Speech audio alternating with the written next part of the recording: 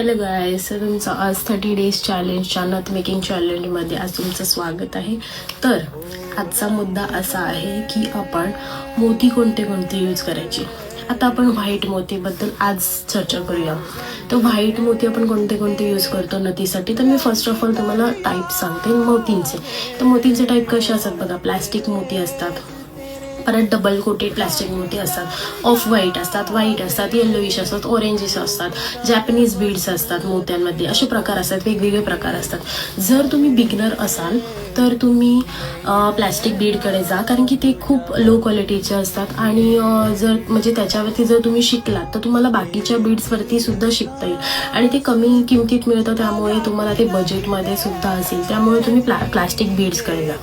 जेव्हा तुम्हाला नथ कोणाला तरी विकायची आहे तर तुम्ही डबल कोटेड प्लॅस्टिक बीड्समध्ये जा.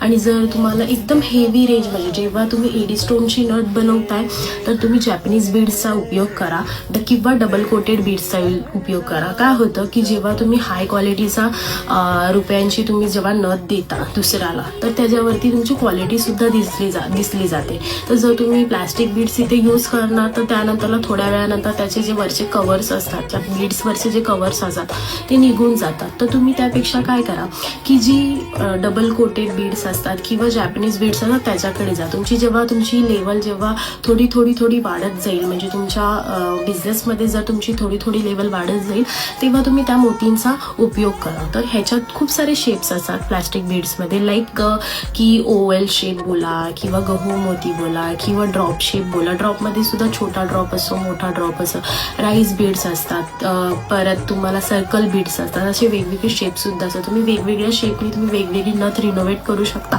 तर नक्कीच तुम्हाला जर ही व्हिडिओ आवडली असेल तर नक्की मला कमेंटमध्ये कमेंट करा आणि लाईक आणि शेअर आणि फॉलो नक्की करा. Thank you, bye.